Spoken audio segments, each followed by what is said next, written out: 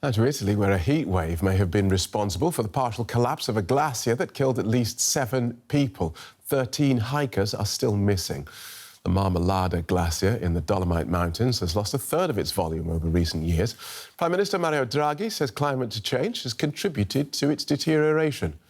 Rescue efforts have resumed, but hopes of finding survivors are fading. Most likely one of the hardest moments of their lives. Relatives of the victims in Canazai, northern Italy, having to identify their loved ones killed in the Alpine avalanche. One of them sent his parents a picture from the glacier just moments before it collapsed. They also called us. He sent us a smiling picture. Look how beautiful it is here. Then a so-called serac broke loose. The 200-meter wide ice block triggered an avalanche of ice, rocks and water on the glacier. It came down on at least 2 groups of mountain climbers. Climate change researchers say the disaster is linked to global warming. The past weekend saw record high temperatures on the glacier. And last winter there was less snowfall than usual, meaning there was only a thin layer of snow between the glacier and the heat. The result? Massive amounts of meltwater had collected beneath the glacier, giving the avalanche such destructive force.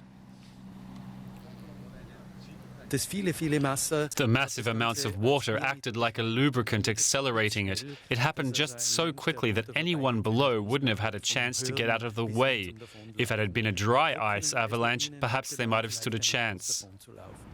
Rescue operations are facing extremely difficult conditions. So far, the search has been limited to overflights by helicopters and drones, due to lingering danger of falling ice and boulders. Volunteers and their dogs have been retrieved from the glacier. We were met with an almost impossible task, because there are massive blocks of ice and rock everywhere. We had to leave because the temperatures are rising again, and we don't want to risk it. Italian Prime Minister Mario Draghi travelled to Canazai to express his condolences to the families of the victims. He also looked to the future.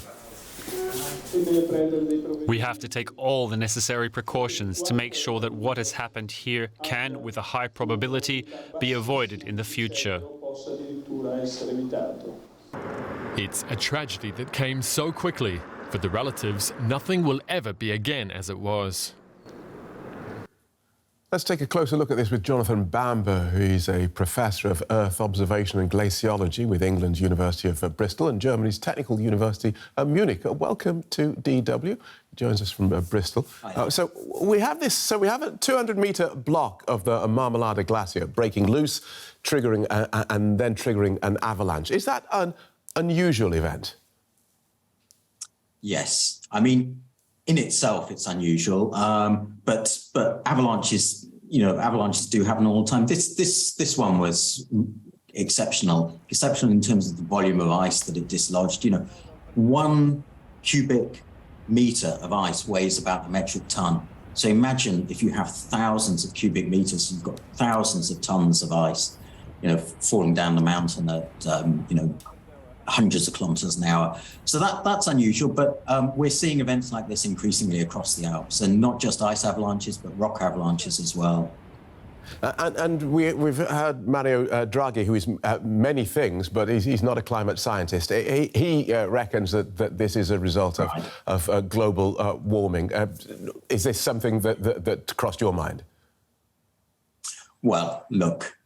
If you warm the planet, you melt ice, don't you? It's not that complicated. The warmer the planet gets, the faster ice melts, and so and the evidence for anthropogenic global warming is incontrovertible. We are warming the planet. The planet has warmed by about 1.1 degrees since pre-industrial levels. That's since 1850, and that's going to increase the amount of melting that you get over glaciers in the summer. And, OK, so if this is going to happen more frequently then, is there anything authorities in mountain resorts can do to prevent similar tragedies? Are they in fact predictable?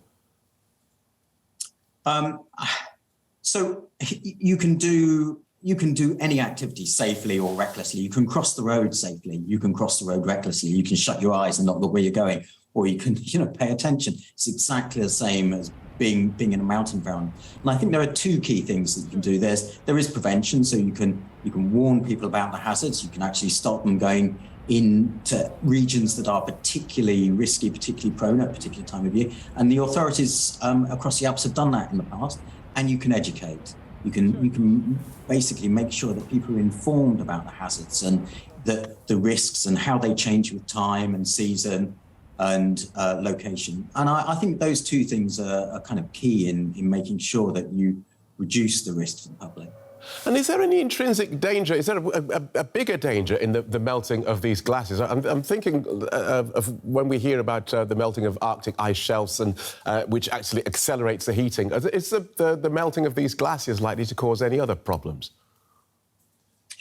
Well, look, across the Alps, we rely on glacial meltwater for hydropower. Is particularly in Switzerland, it's a very important hydropower resource. And as you get increased melting in summer, you get a stronger summer peak. It changes the amount of discharge that affects HEP. We use it for water resources, for drinking, for irrigation. Those sorts of utilities are going to be affected by changes in glacial runoff. And a particular hazard is something called GLOFs. Those are glacial lake outburst flood events. And that's when you get something called an ice-dammed lake that forms as the ice is melting and forming a lake that is dammed by ice. And that dam fails at some point, and you get a massive outburst of meltwater. OK, thank you for that. Professor Jonathan Bamber, glaciologist. Thank you. Thanks.